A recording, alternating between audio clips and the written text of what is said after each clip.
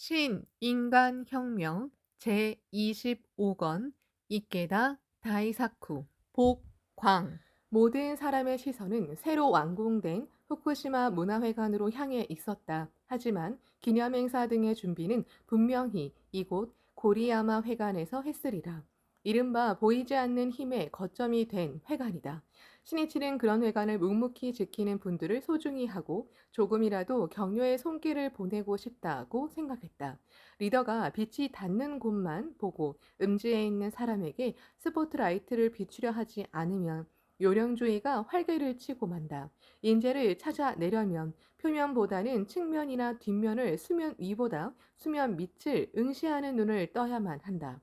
오후 4시가 지나자 신이치는 현권 간부 80명 정도가 모인 간담회에 참석했다. 이 모임에서 신이치는 조직의 중액으로 활약하는 멤버를 비롯해 초창기부터 공로가 있는 멤버를 치하하고 격려하고자 후쿠시마 문화회관 근처에 있는 레스토랑에서 저녁을 먹으며 간담을 나누기로 했다. 신이치는 간담회 장소에 도착하자 각 테이블을 돌며 한 사람 한 사람과 인사를 나눴다. 그는 부인부가 자리 잡은 원형 탁자에 가서 나란히 앉아있는 현지 도장 스즈무라 아이와 조반권의 지도장 간다 우타에에게 이렇게 이야기했다. 후쿠시마의 두 어머니가 건재하시니 기쁩니다. 초창에 공로자가 건강하게 언제까지나 활약하는 조직은 반드시 발전합니다. 안경을 쓴 명랑하고 활달한 느낌의 스즈무라 아이는 2년 전까지 현 부인부장을 맡고 있었다. 또 간다 우타에는 적극적으로 나서는 성격은 아니지만 신심에 확고한 신념이 있는 부인부이다. 간다가 홍조를 띤 얼굴로 이렇게 말했다. 고맙습니다. 저도 54시 되었습니다. 신이치는 웃음 지으며 이렇게 말했다. 숙녀는 나이를 말하면 안 됩니다. 아직 젊습니다. 마키코치 선생님은 그 나이에 아직 입신조차 하지 않으셨습니다. 인생은 조직의 중심자 자리에서 물러난 다음이 중요합니다. 그때 내 사명은 끝났으니 한가롭게 지내자 하고 생각하면 안 됩니다. 그 시점부터 신심이 무너지고 맙니다. 지금부터가 투쟁입니다. 며칠 전 어느 현 지도장에게 지난 7년 동안 몇 사람에게 불법을 가르쳤습니까? 라고 질문했습니다. 그 현 지도장은 그 전까지의 100명, 200명을 절복한 분인데 이 7년간은 절복하지 못했습니다. 라고 대답했습니다. 나는 다시 한번 초창기의 마음으로 투쟁을 일으킵시다. 라고 말했습니다. 80살이 되든 90살이 되든 목숨이 있는 한 투쟁해야 합니다. 사람들을 계속 격려해야 합니다. 생애 청춘으로 나아가야 합니다. 신이치는 스즈무라와 간다에게 이렇게 힘주어 말했다. 여러분은 생애 자신의 행동으로 모든 사람에게 학회의 정신을 끝까지 전해주기 바랍니다. 분교지부 멤버로서 나와 함께 투쟁한 동지가 아닙니까? 일찍이 두 사람은 신이치가 지부장 대리를 지낸 분교지부의 부임부원이었다. 천성이 밝고 활발한 현 지도장 스즈무라는 후쿠시마현 스카가와 출신으로 교원 양성소를 나와 국민학교 등에서 교단에 섰다. 그리고 23살 때 하마도리의 나코소에서 곡물 소매업을 하는 스즈무라 히로타카와 결혼했다. 가게도 번창하고 매우 순조롭게 출발하는 듯이 보였다. 여학교 시절부터 명랑소녀라고 불리던 스즈무라의 주위에는 언제나 웃음이 끊이지 않았다. 그런데 장남을 낳고 얼마 지나지 않아 폐결핵에 걸리고 말았다. 결핵으로 사망하는 사람이 아직 많은 시대였다. 죽음의 불안에 떨며 계속 입원 생활을 했다. 8달이 지나 겨우 퇴원할 수 있었지만 불면증에 시달리게 되었다. 게다가 지병인 위장염마저 악화되었다. 정신적으로도 몹시 지친 스즈무라는 결국 노이로제에 걸리고 말았다. 살아있다는 것이 너무나 괴로워서 견딜 수 없었다. 이번에는 어떻게 하면 목숨을 끊을 수 있을까 하고 생각하게 되었고 벼랑 끝에 우두커니 서 있던 적도 있었다. 생기라고는 전혀 찾아볼 수 없이 뼈만 앙상하게 남은 스즈무라는 완전히 다른 사람처럼 변해버렸고 땅이 꺼질 듯한 고뇌의 한숨만 내쉬고 있었다. 집에서 웃음소리가 사라진 지도 오래되고 언제나 음울한 정적에 잠겨 있었다. 병든 아내를 돌보며 일과 육아에 쫓기던 남편 히로타카 역시 날이 갈수록 몸도 마음도 지치고 쇠약해졌다. 아내와 자신의 운명을 저주했다. 스즈무라 아이가 병에 걸리고 8년이 지난 1956년 10월 남편 히로타카는 근처에 사는 형 집에 가끔 차로 술술 실어 날았다. 히로타카의 형은 얼마 전 창가학교에 입회했는데 이날 마침 형 집에서 자담회가 열리고 있었다. 형이 스즈무라 히로타카에게 이렇게 말했다. 마침 잘 왔다. 지금 학회 자담회를 하고 있으니 이야기를 좀 듣고 가거라. 자, 앞쪽으로 가서 앉으렴. 히로타카는 형의 말이라면 거절하지 못했다. 마지못해 그대로 자담회에 참석했다. 자담회에 참석한 사람의 옷차림을 보니 유복해 보이는 사람을 그다지 찾아볼 수 없었다. 하지만 모두 눈이 반짝반짝 빛나고 붉게 상기된 표정이었다. 사람들은 진심으로 병이나 생활고를 이겨낸 체험 등을 활기차게 이야기했다. 그리고 그 말에는 반드시 행복해질 수 있다는 확신이 가득했다. 히로타카는 신앙의 기쁨으로 약동하는 그들의 생명에서 눈부시게 환한 빛이 발산되고 있음을 느꼈다. 또 아내가 병으로 괴로워하고 있다는 히로타카의 이야기를 듣고는 하나같이 이 신심으로 반드시 이겨낼 수 있습니다. 라고 확신을 담아 이야기했다. 홍계의 원동력은 확신이다. 어떤 일이 있어도 반드시 행복해질 수 있다는 확신에서 나오는 혼의 외침이 사람의 마음을 울린다. 히로타카는 자담회에 참석하고 석 달이 지난 이듬해 1월에 입회했다. 형이 분교지부 니혼바시 지구 소속이었으므로 히로타카도 같은 조직에 소속되었다. 아내 스즈무라 아이는 히로타카 입회를 반대했다. 스즈무라는 기독교인이었고 친정집에서 교회를 지었는데 오빠가 목사였다. 창가학교에 관해 잘 모르는 스즈무라는 정체를 알 수 없는 종교에 남편이 들어갔다고 생각했다. 히로타카는 아내가 건강해지기를 바라는 마음으로 열심히 신심에 힘썼다. 하지만 스즈무라는 히로타카가 회합에 다녀오겠다라고 말하면 가지 마세요 하면서 크게 소란을 피웠고 친정 언니까지 불러 히로타카에게 신심을 그만두라고 다그쳤다. 히로타카의 집에는 도쿄나 후쿠시마현, 하마도리에 있는 오나하마에서 본교지부의 간부나 회원이 자주 찾아오게 되었다.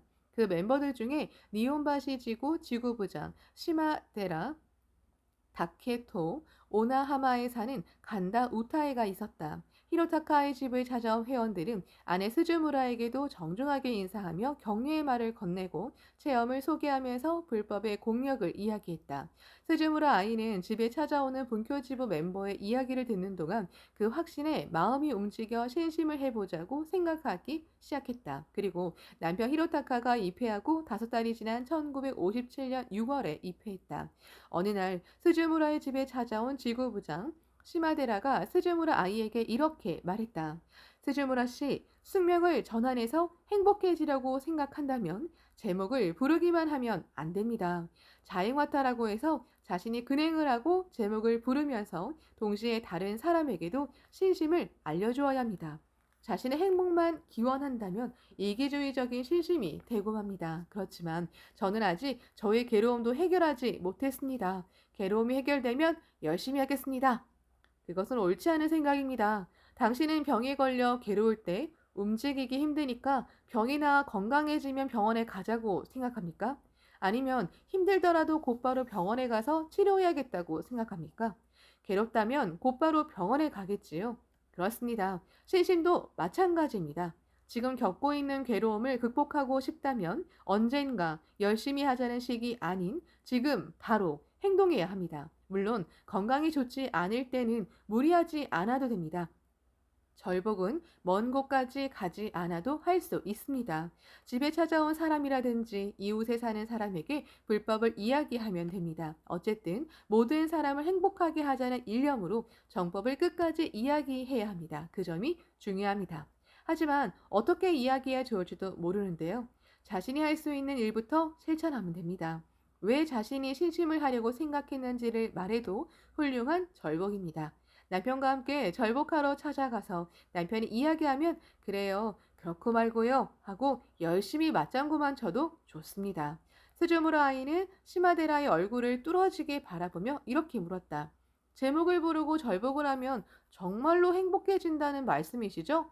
틀림없습니다. 학교의 회장이신 도다 선생님이 분명히 그렇게 말씀하셨습니다.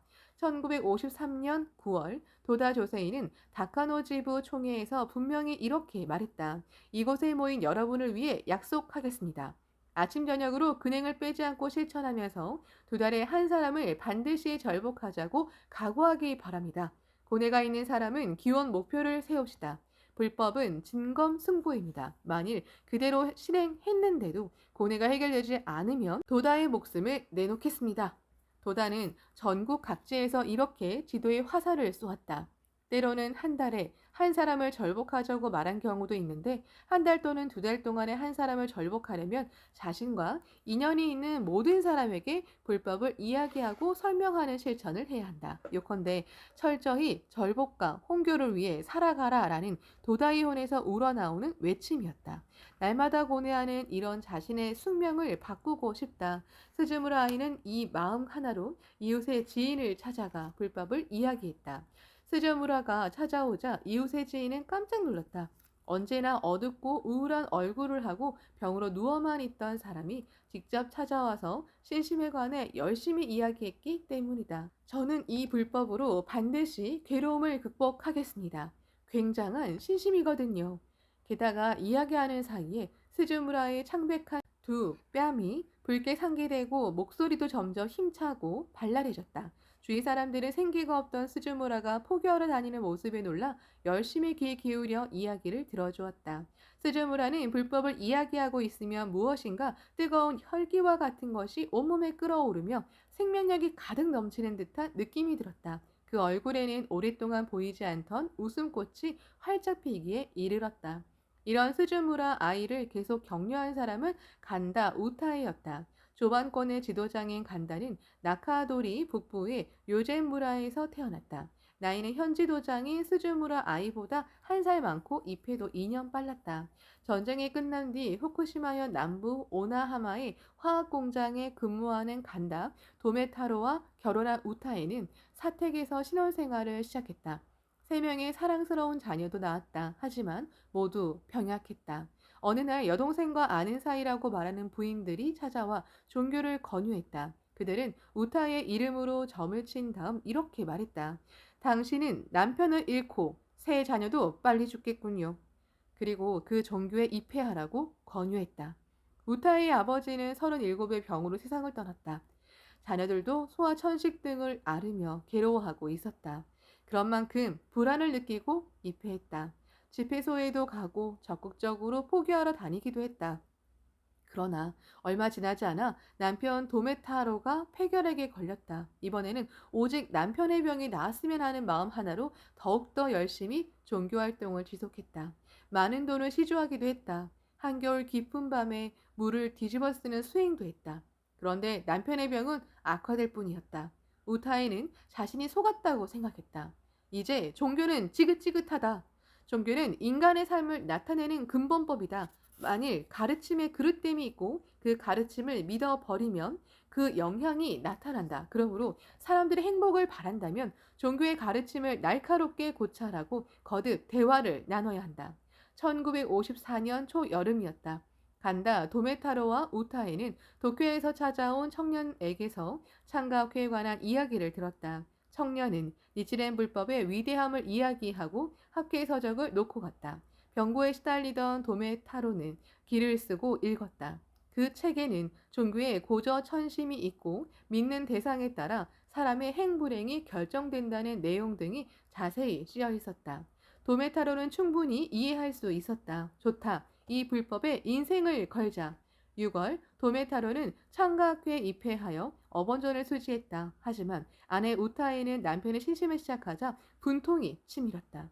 자신의 체험에서 종교는 어딘지 미심쩍은 것이라고 통감했기 때문이다. 우타이는 평소 부드럽고 온화한 성격이었지만 남편이 근행을 하면 같은 방에서 어번존에게 등을 돌리고 안고는 다른 종교에서 배운 경문을 큰 소리로 읽었다.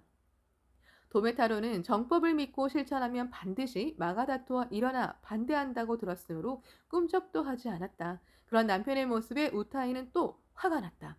도메타로는 입회를 기점으로 날이 갈수록 건강을 회복했다. 한편 우타이는 극심한 두통에 시달리게 되었다. 병원에서도 원인을 찾지 못하고 두통으로 한숨도 못 자는 날이 이어졌다. 도메타로는 결핵을 완치하려면 2에서 3년은 걸린다고 진단을 받았지만 입회하고 반년이 지나자 직장에 복귀할 수 있었다. 우타이는 이런 엄연한 실증 앞에서 감복할 수밖에 없었다. 그래서 도메타로보다 8달 늦게 신심에 힘쓰기 시작했다. 정법에 눈뜬 우타이는 남편도 놀랄 만큼 광선유포의 투사가 되었다. 친구들과 지인들이 한 사람도 남김없이 행복해졌으면 하고 기원하고 계속해서 불법 대화에 도전했다. 세 자녀를 키우면서 결코 넉넉한 생활이라고는 할 수 없었다. 하지만 우타이에게는 희망이 있었다. 신앙의 환희와 확신이 있었다. 홍교하러 다니는 일이 즐거워서 견딜 수 없었다. 우타이는 평범한 주부에 지나지 않았다. 그런 자신이 광선유포라는 사람들의 행복과 사회의 번영, 더 나아가 인류 평화를 실현할 사명을 짊어지고 있다고 생각하자 인생의 새로운 세계가 열리고 기쁨으로 가슴이 벅찼다. 우타이는 도쿄에서 열리는 분교 지부나 니혼바시 지구의 회합에도 씩씩하게 참석했다. 각 역마다 정차하는 조반선 열차는 덜컹거리며 후쿠시마현에서 이바라키현으로 들어갔다. 그렇게 이바라키현을 종단하고 지바현을 넘어 도쿄에서 열리는 회합 장소에 도착하려면 5시간 가까이 걸렸다. 그래도 힘들다고는 생각하지 않았다. 우타이는 온몸으로 부딪히는 듯한 한결같은 구도심을 가슴속에 간직하고 있었다. 분교지부 회합에서는 분교지부장 대리와 청년부 실장을 겸임하며 학교의 모든 운영을 짊어진 야마모토 시니치와 얼굴을 마주할 기회가 여러 차례 있었다. 활동에 관해 지도를 받기도 했다. 어느 날 회합이 끝나자 시니치는 멀리서 참석한 장년부와 부인부의 노고를 치하하면서 직접 준비한 선물 등을 건넸다. 그는 우타이에게 이렇게 말했다. 언제나 참으로 노고가 많습니다. 후쿠시마는 중요합니다. 광선유포의 신천지가 될 곳입니다. 날마다 분투해 주셔서 작은아마 감사의 표시로 준비했으니 받아주시기 바랍니다. 신이치는 구입해온 동백기름을 건넸다. 어머나, 이렇게까지 신경을 써주시니 몸둘 바를 모르겠습니다. 감사합니다. 우타이는 신이치의 세심한 배려에 깊이 감동하면서 동백기름을 받았다. 저녁 무렵이 되자 기로에 올랐다. 밖은 이미 밤에 장막에 쌓여 있었다. 우타이는 열차 안에서 차창에 비친 자신의 모습을 보았다. 얼굴이 환희에 불타 빛나고 있었다. 그러나 화장기 하나 없는 얼굴에 머리도 부스스했다. 또 다림질할 시간이 없어 구겨진 채로 입은 블라우스도 눈에 들어왔다. 우타이는 무릎 위에 놓인 동백기름을 바라보며 곰곰이 생각해 보았다. 회장 도다 선생님은 부인부는 옷차림도 단정히 해야 한다고 말씀하셨다. 그런데 나는 그런 일에는 전혀 개의치 않고 오로지 활동하는 데만 급급했다. 야마모토 실장님은 그런 내게 학계의 부인부로서의 자세를 가르쳐주기 위해 동백 기름을 주시지 않았을까? 어느 누구보다 부인부원이 상쾌하고 매력적이라고 생각하게 된다면 틀림없이 학회를 이해하는 연대가 더욱 크게 넓혀지리라. 한 사람 한 사람이 학회의 얼굴이므로 옷차림에 신경을 쓰는 일도 중요하다. 간다 우타에는 이페한 스즈무라 아이와 분교지부 니온바시 지구에 같이 소속되어 있었으므로 함께 활동하는 일도 많았다. 간다는 스즈무라를 잘 돌봐주었다. 후쿠시마에서 나보다 더 훌륭한 인재가 육성되면 좋겠다. 스즈무라 씨가 꼭 그렇게 되었으면 좋겠다. 간다는 이렇게 말하며 기원했다. 스즈무라가 입회한 직후인 1957년 6월 말 분교지부에서는 반 10세대 홍교를 7월 활동 방향으로 발표했다.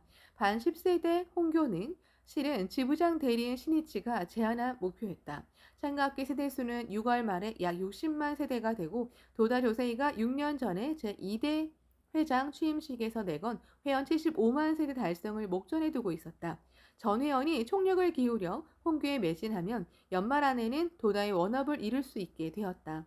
신이치는 통감했다. 이 75만 세대 달성이라는 대투쟁에 함께하면 광선유포의 전진에 자신의 발자취를 찬연히 새길 수 있게 된다. 자자손손까지도 긍지로 여길 수 있는 역사가 된다. 얼마나 크고 존귀한 일인가. 그렇게 생각하자 한 사람이라도 더 많은 동지를 투쟁의 진열에 함께할 수 있게 하고 싶었다. 그래서 반 10세대 홍교를 제안했다. 특히 그때까지 절복을 하지 못한 사람이나 새로 입회한 동지가 홍교에 도전해 커다란 환희의 감사인 투쟁의 역사를 만들기 바랐다. 활동 목표를 발표해도 간부를 비롯한 일부 멤버만이 활동에 몰두한다면 인재도 육성되지 않을 뿐 아니라 광선유포의 진정한 확대도 없다. 모든 회원이 책임을 함께 나누고 주체자가 되어 커다란 활동 무대로 뛰어나가야 새로운 활력에 넘쳐 새로이 전진할 수 있다. 모두가 지용보살이다. 모두가 존귀한 사명이 있는 열애이다. 그 힘을 모두 발휘하는 흐름을 여는 일이야말로 광선유포의 리더가 갖춰야 할 중요한 요건이라고 하리라. 6월 29일 분표지부 조장회가 열렸다. 7월 활동을 향해 출발하는 회합이었다. 이때 야마모토 신이치는 홋카이도에 있었다. 학회원을 배척하는 폭거를 저지르는 유바리 탄광 노동조합과 맞서 싸우며 신교의 자유와 회원의 인권을 지키기 위해 북녘의 대지를 동분서주했다. 그 신이치가 보낸 전보가 도착했다. 전보에는 반 10세대 홍교를 달성하자는 부탁과 함께 이 투쟁을 일반 10투쟁이라고 명명한다는 내용이 담겨 있었다. 분교지부 조장회가 열린 뒤 니혼바시 지구에서는 하마도리에 거주하는 멤버들이 후쿠시마현 오나하마에 모여 시마데라 다케토 지구부장이 참석한 가운데 걸기대회를 열었다. 대회는 이 지역에서 가장 먼저 입회한 잡화점을 운영하는 후쿠모토 데루요의 집에서 열렸다. 시마데라는 해협 도중에 다오카 기니치 분교지부장에게서 전화를 받았다. 하마도리의 니혼바시 지구 동지에게 보내는 시니치의 전원을 부탁받았기 때문이다. 시마데라는 감개무량한 표정을 지으며 떨리는 목소리로 시니치의 전원을 발표했다. 일반 10투쟁을 반드시 승리합시다. 그래서 도다스님의 대서원인 75만 세대 달성이라는 커다란 추진력이 됩시다. 또 홋카이도에서 전개하는 투쟁이 끝나면 돌아가는 길에 하마도리의 이와키에 들르겠습니다. 대회에 모인 동지는 기뻐서 어쩔 줄 몰랐다. 시니치가 이와키에 들르겠다고 한 까닭은 탄광에서 일하는 동지를 힘껏 격려하고 싶었기 때문이다. 후쿠시마에 있는 탄광에서도 조합이 학회원을 괴롭히거나 절복을 금지하는 등의 부당한 탄압을 자행하고 있었다. 시니치는 탄광에서 일하는 후쿠시마 동지를 생각하며 지지 마라, 지면 안 된다고 마음속으로 계속 외치면서 홋카이도를 누볐다. 시마데라는 몹시 감동한 표정으로 이야기를 이어갔다. 야마모토 실장님이 이와키에 오시는 까닭은 탄광에서 일하는 동지를 걱정하시기 때문입니다. 조반의 탄광에서도 유바리와 마찬가지로 부당한 압박이 있다면 내가 용서치 않겠다는 결의로 오시는 것입니다. 여러분, 야마모토 실장님의 이 마음을 아시겠습니까? 사나흘 뒤에는 야마모토 실장님이 도착하십니다. 그러므로 그때까지 일반 10투쟁의 첫 싸움을 대승리로 장식하여 광선유포는 후쿠시마에 맡겨주십시오라고 말할 수 있도록 투쟁합시다. 그리고 마지막까지 이 투쟁에서 대승리하여 후쿠시마는 반석과 같습니다 라는 기회를 나타내고 야마모토 실장님이 안심하실 수 있도록 합시다. 저는 되도록 이 후쿠시마현에서 함께 활동할 수 있게 업무도 조정하고 왔습니다. 일이 있으면 밤차를 타고 도쿄로 돌아가서 다시 밤차를 타고 다시 이곳으로 오겠습니다. 일생일대의 대투쟁을 할 결심입니다. 여러분, 자신의 인생을 개척하는 대투쟁의 역사를 만들지 않겠습니까? 탄광에서 일하는 광부들을 비롯해 모든 참석자가 예! 하고 힘찬 목소리로 대답했다. 시마데라는 한번 한다고 하면 해내는 사나이였다.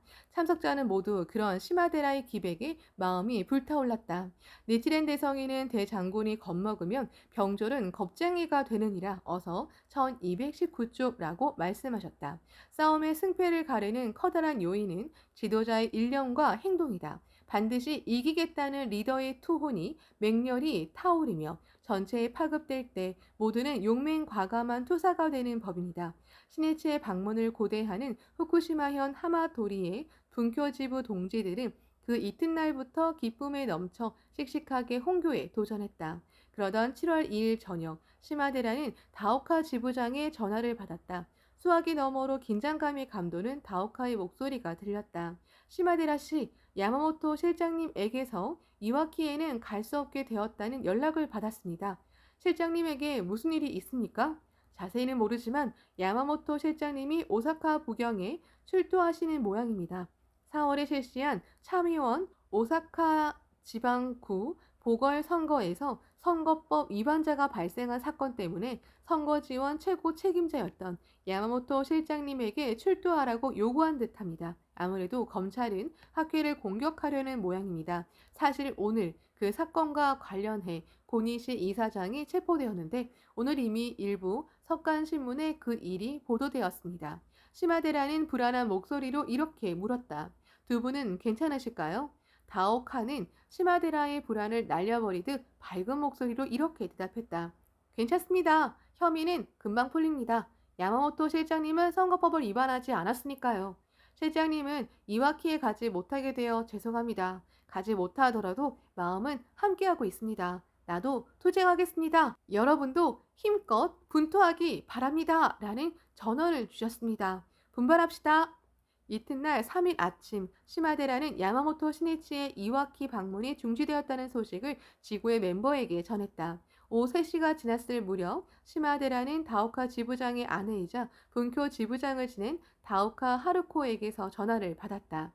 오늘 야마모토 실장님이 비행기를 타고 홋카이도에서 하네다를 경유하여 오사카에 가셨습니다. 저는 하네다 공항에 가서 실장님이 환승하실 때 뵙고 왔습니다. 실장님에게 전화를 부탁드립니다. 라고 말씀드리자 힘찬 목소리로 새벽이 왔다고 전해주기 바랍니다. 라고 말씀하셨습니다.